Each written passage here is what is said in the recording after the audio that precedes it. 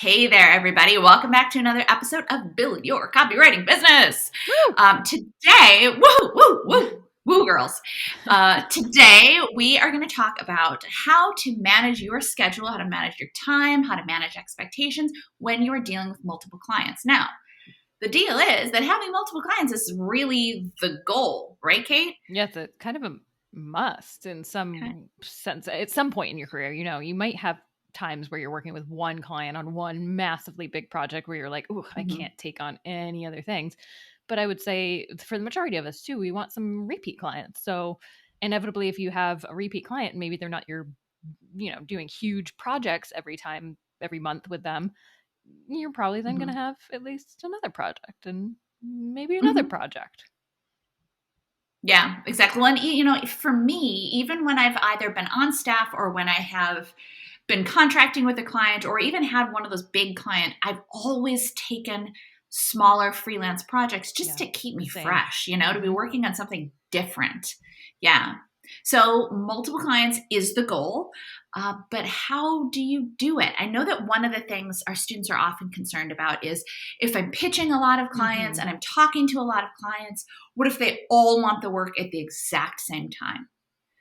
Is that actually ever a Generally thing? doesn't happen. Generally, I would say the biggest thing to remember too is, and I tell people this all the time, is it's first come, first serve, really, right? Because you're running a business too. They are running a business and you Mhm. want to provide them the best service possible, yes.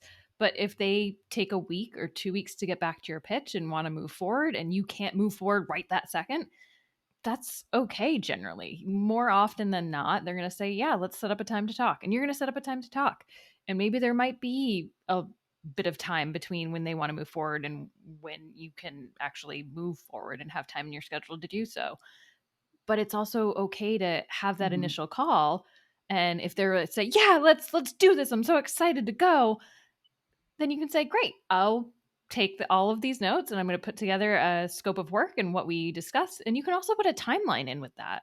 In generally, when I send through my quotes and scope of work and what we're going to tackle, I like to put in here's when I could start this. And if there's a hard deadline, for Mhm. example, they need to get web copy up into their site and they want to launch and they have a date in mind, then okay, well, let's try to work within that schedule of what that would mean for getting them the Mhm. first round and leaving time for any sort of back and forth and revisions that might be needed. But more often than not, you can present them with your start date. Exactly. I think one of the things that newer copywriters maybe don't realize is that the dates that your clients want things, uh, it's a discussion. Your client may have a desired date, but if you can't do that, then you need to either say, all right, that timing doesn't work for me. How about this instead? Or I could do it on this date or that Hmm. kind of thing. But you're not going to have 5 clients that all say to you, I need it on this one date. Because first of Hmm. all, you're not talking to 5 clients literally at once. You're going to talk to five, you're going to talk to one client, and that Hmm. client will say, I want it on this date. You're going to take a look and go, yeah, you know what? Actually, that works with my schedule. I can do that. Then you're going to talk to the next potential client and they're going to say, well, I want it around this time. And you're going to look at your schedule and maybe that will work, or maybe you'll have to work with that a little bit. And you'll say, well, that's going to be a little bit tight for me because of some other projects I have. How about this date? And the client will say, well, yeah, that doesn't work or that does work, but it's a discussion. Your client is not dictating. They can tell you when they want work and you can tell them whether or not that's possible for your schedule. I think Kate and I will be the first people to tell you it's very easy to overload your schedule, though. Very easy Hmm. to say yes when you have multiple projects. And I think that that's one thing that I was going to say newer copywriters, but really copywriters of all levels of experience need to be really careful about is that actual time management once you are dealing with multiple clients, once you've agreed to multiple deadlines, figuring out how and when to work on Hmm. which projects. Yeah, I think it's an ongoing process where you have to, with time and practice, inevitably you will get better at it. But one of the things to think about is kicking off, scheduling a meeting with a client takes a lot less time than when you're in the midst of actually writing the project. and a project where you've already passed off the work and maybe there's going to be back and forth is inevitably a slightly less work than when you're first digging in and concepting and actually drafting your copy. So looking at the different stages of where projects are at and trying to stagger them. So I tend to like to have probably no more than 2 that I'm actually writing in any given block of time.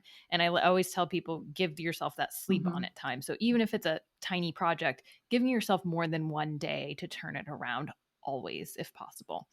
There's generally no Mm-hmm. reason someone needs it that same day. Maybe a tiny Mm-hmm. revision that I can turn around same day that they get back to me because it's super easy, but otherwise you're managing different balls in the air. And so as much as possible, yes, providing your client with the service to get back to them as fast as possible, but yeah, having 2, maybe 3 that you're working on. But remember, there's no such thing as actually multitasking. You're never actually working simultaneously writing copy for 2 different clients. You're working maybe 2 hours of a day on one, and then you put it aside, and then you're like, oh, I'm going to switch gears and I'm going to do 2, maybe 2.5 hours on this next client. Maybe it's 1 hour, whatever it is. Mm-hmm. Okay. Then maybe I'll go and I'll work for half an hour on revisions on another client. So you're never actually typing on 2 keyboards at once for 2 projects. So multitasking is definitely managing these different projects, but you physically can't write copy for 2 clients at the same time.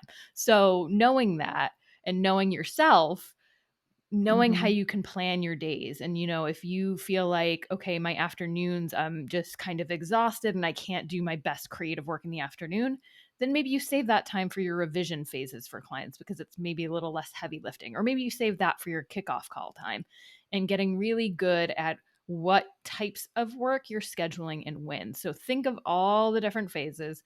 Give yourself a day for the concepting brainstorm phase at least, maybe multiple depending on the project. And I think a lot of Mm-hmm. copywriters when they're new especially think, oh, this will take me 2 hours to do, not factoring in that concept time, that revision time, and all this time. But just because it ends up being an 8 to 10 hour Mm-hmm. project doesn't mean you're going to spend all 8 to 10 of those hours in 1 or even 2 days. Those 8 to 10 hours might be spread out over an Oh entire God. week. Yeah, you can't do it in one day.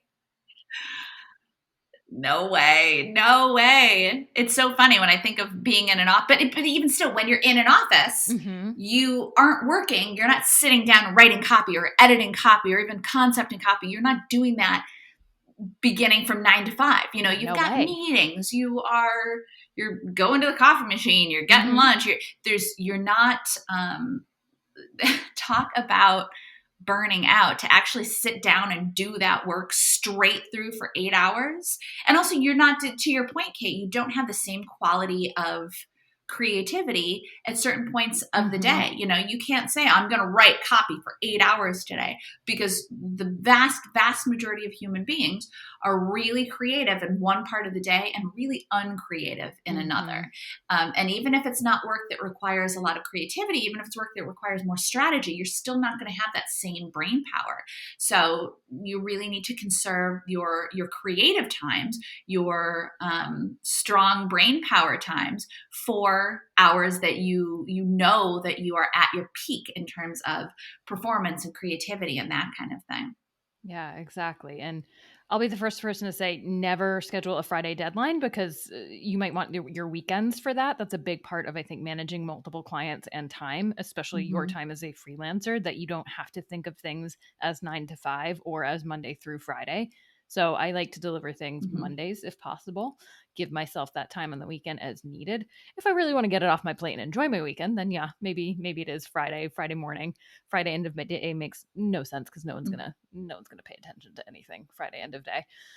So, for Yeah. example, though, to give some context potentially, if I had, say, 2 projects that I was doing, and one was due on a Wednesday and one was due on a Thursday, and it's Monday morning, I'm going to start and I'm going to get brainstorming on whatever's due on Wednesday. I'm going to concept that out. I'm going to maybe throw some lines in there that are very, very rough, super, super rough. And then I might do that for an hour or two and put it aside and say, okay, what's my Thursday deadline? Let me take a look at that. And if I still have some energy, maybe I'll just outline the copy doc. If I know what elements need to get in there, Mm-hmm. I'm going to start structuring that out. Maybe not do a heavy concept, maybe a little bit.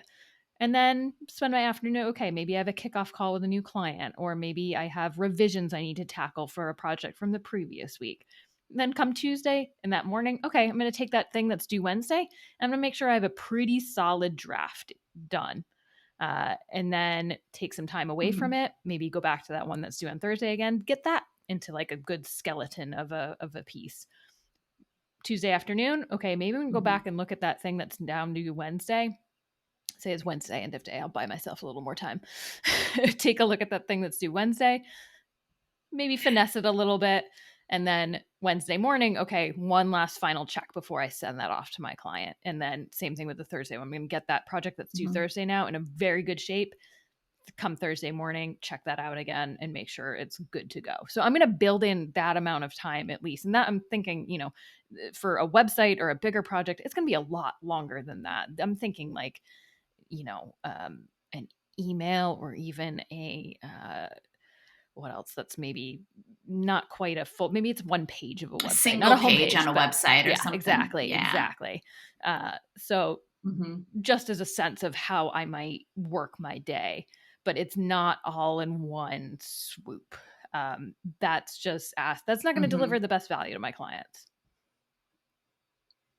No, I agree. Well, and it's interesting because I was thinking about this as we were going through. I don't like to do writing for one project, get like halfway through, and then do writing for another project.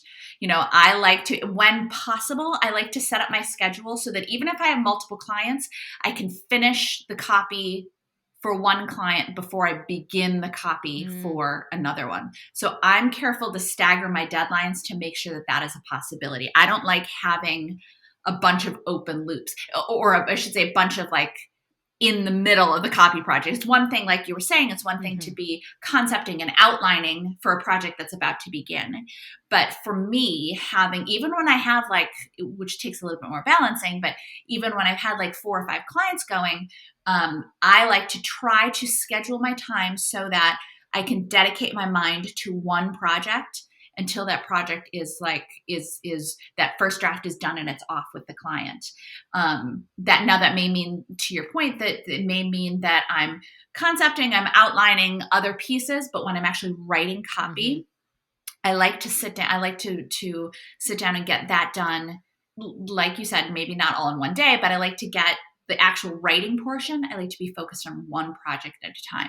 And that's definitely not everyone. Some people may want to do, be working simultaneously in a couple of different pieces. Yeah. So interesting. So interesting. Funny. Whereas I like the, did this one, cross it off my list. No, that does mean that I tend to have to build my time in or build that time a little bit differently in my schedule. I can't have, well, I guess I could. I was going to say have 3 things due on the same day. I absolutely could. I just need to know myself and know, okay, I can have 3 things done, but on Monday, I'm going to be writing this. Tuesday, I'm going to be writing this. Wednesday, I'm going to be writing this. And that does mean possible not having things due on the same day, just in case. I think that's the point, regardless of how you work, to kind of stagger your deadlines, because 24 hours is not necessarily going to make a difference to each client. If you gave one client a deadline of one day and you kick off another project the day after with the next client, then give yourself another 24 hours.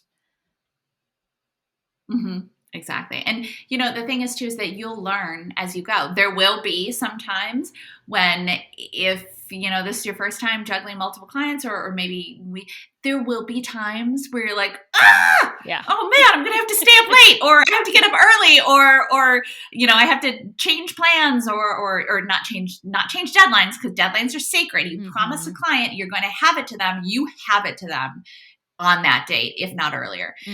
But you may have to, cancel plans with friends or that kind of thing, because you realize, what did I do to myself? But don't forget too, the deadlines are, as much as they're like, I have to get it done, they also keep us focused and they keep us working. Like, I always joke that I would be a very, very poor copywriter monetarily if deadlines didn't exist, because if you didn't tell me when I had to write that copy for you, you would never get that copy, or you So get it easy like to drag your feet. Yeah. months later. Yes, exactly. Like, I'll get to it when I get to it. Pressure's Yeah. good. I tend to like getting stuff crossed off. So I am actually much more likely to turn in work before I've promised it. And depending on my schedule, sometimes because I'm like, all right, I have this on my to-do list, I'll sit down and do it. Yeah, exactly. Well, and the thing is too, is that it's a benefit to the client if you turn in the work, but the client doesn't need to know. The client doesn't need to know why you're turning it in early. Sometimes if it's crazy early. Exactly. Sometimes if it's crazy early, I'll tell a client like, hey, I was able to move some stuff around and got to this sooner, so they're not like, well, what's going on? You told me you could get it to me next week and I'm getting it this week, Monday. I don't need to get them. And you also don't need them to think that you're always going to get it. Exactly. That they're not getting the same level of effort. They absolutely are.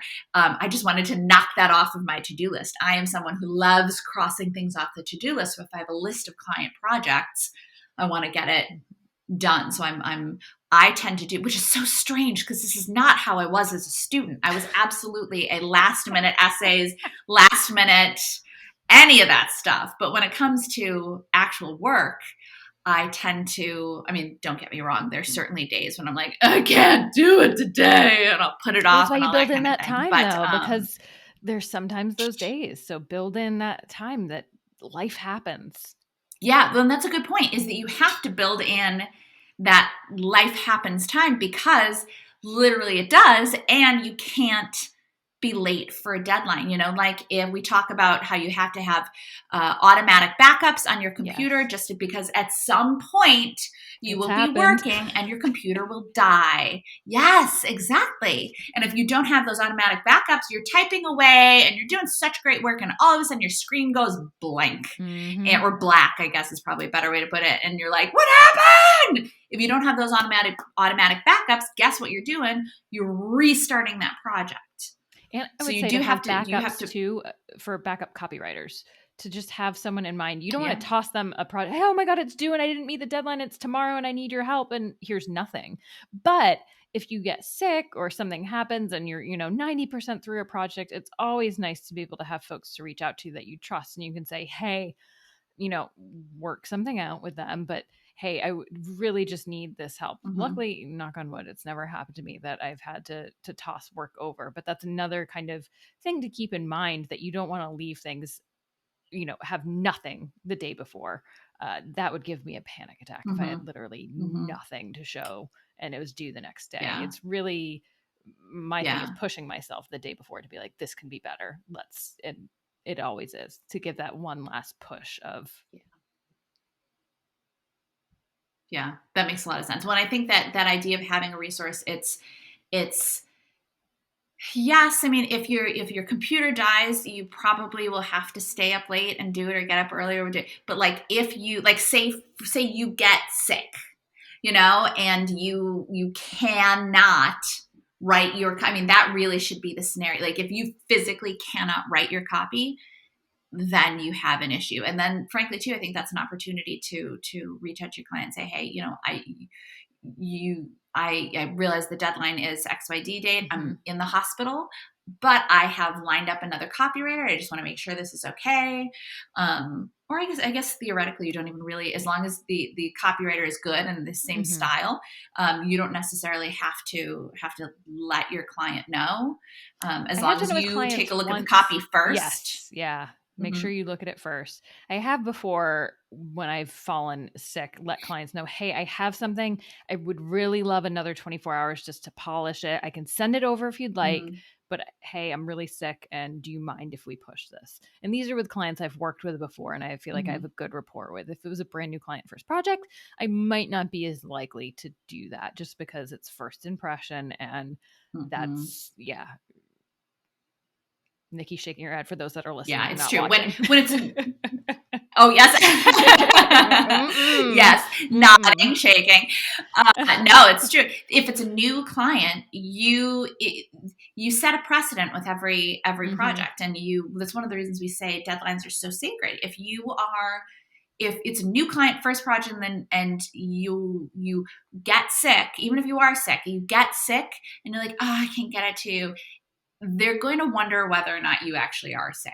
Mm-hmm. And frankly, that's reasonable. If I were the client, I'd probably wonder a little bit too.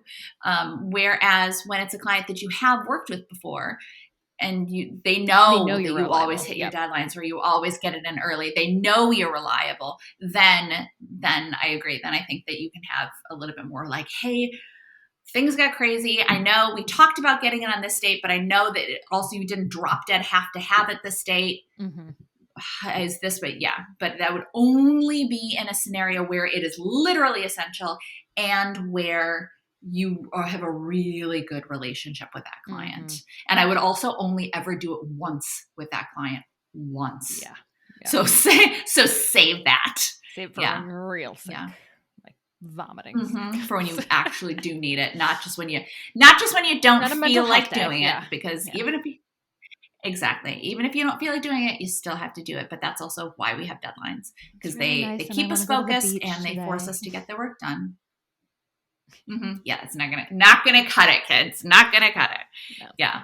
To share anecdotally for folks that I know are still concerned, but what if a client comes and they need it right away? And I have to share this story because this is real time happening, like as of now, where last year I wrote bunch of landing pages for a client, a relatively large organization.